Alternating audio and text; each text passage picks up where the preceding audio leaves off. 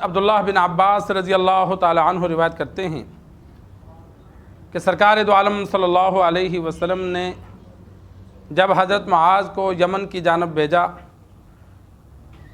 تو فرمایا مظلوم کی بد دعا سے بچنا، اللہ اور اس کے درمیان کوئی پردہ نہیں ہوتا۔ سرکار دو عالم صلی اللہ علیہ وسلم نے حضرت معاذ رضی اللہ تعالی عنہ کو جب عامل بنا کر گورنر بنا کر رخصت کیا تو مختلف نصیحتیں کی۔ ان میں ایک نصیحت یہ بھی تھی کہ مظلوم کی بد دعا سے بچنا، مالی طور پر، جسمانی طور پر، زبان سے، کسی بھی طرح سے دوسرے کو تکلیف دینے سے انسان بچے۔ کہیں ایسا نہ ہو کہ اگلا بندہ غصے میں آ کر بد دعا دے دے، قبولیت کا وقت ہو اللہ بد دعا قبول کر لے۔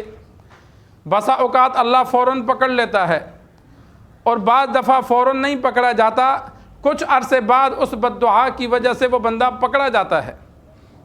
کتنے ہی واقعات ایسے ہیں کہ جن میں فوراً رب نے نہیں پکڑا، لیکن کچھ عرصے بعد اللہ نے کسی کو بیماری لگا دی، کسی کو کیا مصیبت میں ڈال دیا، پھر ہم کہتے ہیں یار اس کو فلاں کی بد دعا لگی ہے کہ یہ نہ تنگ اسے کرتا۔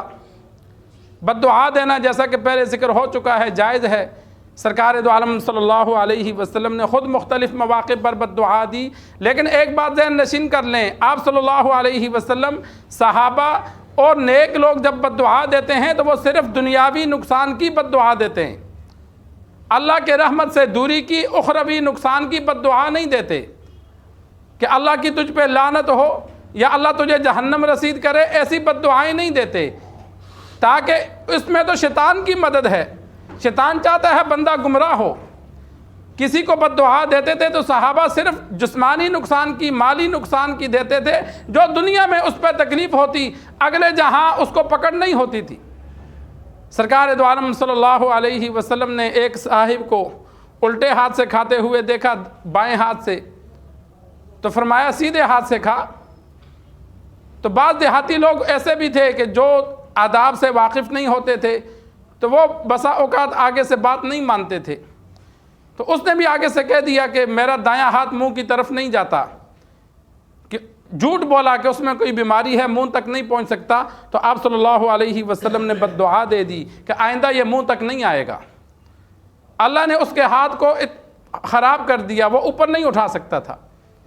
صحابہ فرماتے ہیں دوبارہ اس کا ہاتھ اوپر نہیں اٹھا۔ سنن ابی داود میں ایک واقعہ موجود ہے، یزید بن نمران کہتے ہیں کہ میں تبوک میں موجود تھا تو میں نے ایک بندہ دیکھا جو چل نہیں سکتا تھا، اپاہج تھا۔ تو میں نے اس سے پوچھا کہ یار تو کیسے یہ اپاہج ہوا، پیدائشی تو لگتا نہیں ہے۔ تو اس نے کہا کہ جب تک میں زندہ ہوں کسی کو بتانا نہیں، جب مر جاؤں گا پھر بتا دینا۔ اس نے کہا سرکار دو عالم صلی اللہ علیہ وسلم نماز پڑھا رہے تھے تو میں آگے سے گزر بیٹھا، گزرنا نہیں چاہیے تھا، علم نہیں تھا، تو میں آگے سے گزر گیا۔ تو سرکار دو عالم صلی اللہ علیہ وسلم نے بد دعا دی کہ یا اللہ آج کے بعد یہ قدموں پہ چلے نا۔ تو اسی وقت اللہ نے میری ٹانگیں مجھ سے چھین لی، میں چلنے سے رہ گیا۔ تو یہ دنیا کی بد دعا دی، اخروی بد دعا نہیں دی۔ بسا اوقات آپ صلی اللہ علیہ وسلم اس لیے بد دعا دیتے تھے کہ اگر اس کو بد دعا نہ دیں تو اللہ تبارک و تعالی خود پکڑے گا، اور جب اللہ پکڑتا ہے تو بندے کو سیدھا جہنم میں ڈالتا ہے، بڑی سزا دیتا ہے۔ تو اس وجہ سے بسا اوقات آپ صلی اللہ علیہ وسلم بد دعا یا سزا اس لیے دیتے تھے کہ یہ میں چھوٹی سزا دیتا ہوں، بڑی سزا سے بچ جائے۔ ایک اللہ والے تھے، ایک بندے نے ان کی گستاخی کی، انہوں نے اپنے مریدین کو کہا، عام اوقات میں وہ صبر کرتے تھے، لیکن اس وقت انہوں نے کہا یار اس کو مارو۔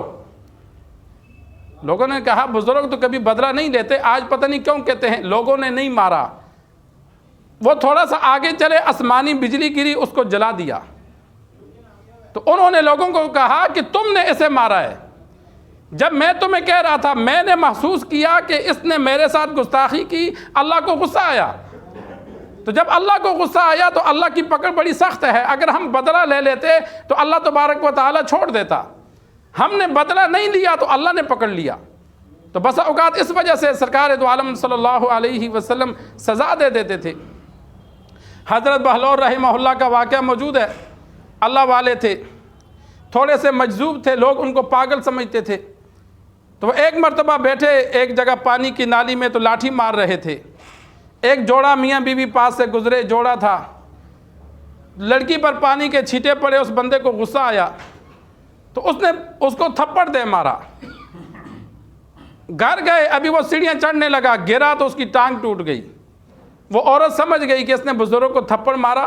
وہ دوڑتی ہوئی آئی کہ اور کوئی نقصان نہ ہو, معاف کر دو. اس نے کہا میں نے تو کچھ نہیں کہا, تیرا محبوب تھا, اس نے پانی کے چھینٹے برداشت نہیں کیے, تو میرا محبوب تھپڑ کیسے برداشت کرے گا؟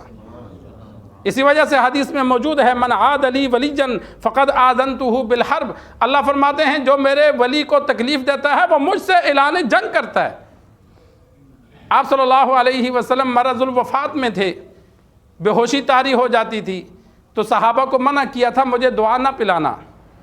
تو صحابہ یہ سمجھے کہ آپ صلی اللہ علیہ وسلم کو شدید بیماری کا, جس طرح مریض کبھی بہت بیماری بھی ہو تو وہ دوائی کو کڑوی سمجھ کے انکار کرتا ہے کہ مجھے نہیں پلانا. صحابہ نے زبردستی پلا دی. آپ صلی اللہ علیہ وسلم نے دوائی اس وقت تو پی لی, کچھ دیر بعد افاقہ ہوا, طبیعت ٹھیک ہوئی, تو آپ صلی اللہ علیہ وسلم نے فرمایا جتنے بھی یہاں موجود ہیں سب کو دوائی پلاؤ.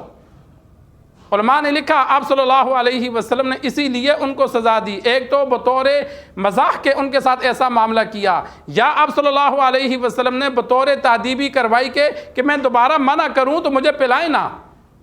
اور تیسرا علماء نے یہ وجہ بیان کی کہ آپ صلی اللہ علیہ وسلم کے ساتھ جب انہوں نے زبردستی کی تو اللہ کو یہ عمل پسند نہیں آیا. آپ صلی اللہ علیہ وسلم نے اسی وقت ان کو سزا دی کہ ان سب کو پلاؤ تاکہ اللہ کے عذاب سے بچ جائیں. بس اوقات اللہ تبارک و تعالیٰ کی پکڑ فوراً آ جاتی ہے, بس اوقات رب ایمان چھین لیتا ہے. تو اس وجہ سے آپ صلی اللہ علیہ وسلم نے وہاں سزا دی کہ جتنے یہاں موجود ہیں جنہوں نے مجھے زبردستی دوائی پلائی ہے ان سب کو بھی پلاؤ. پھر ان سب کو دوائی پلائی گئی. تو یہ سرکار دو عالم صلی اللہ علیہ وسلم نے فرمایا انسان مظلوم کی بد دعا سے بچے, اس لیے کہ اللہ اور اس کے درمیان کوئی پردہ نہیں ہوتا, رب فوراً قبول فرماتا ہے. اللہ سے دعا ہے اللہ ہمیں ہر طرح کی برے اعمال سے, دوسروں کو تکالیف دینے سے, ہر طرح کے شر سے ہم سب کی یا اللہ حفاظت فرمائے.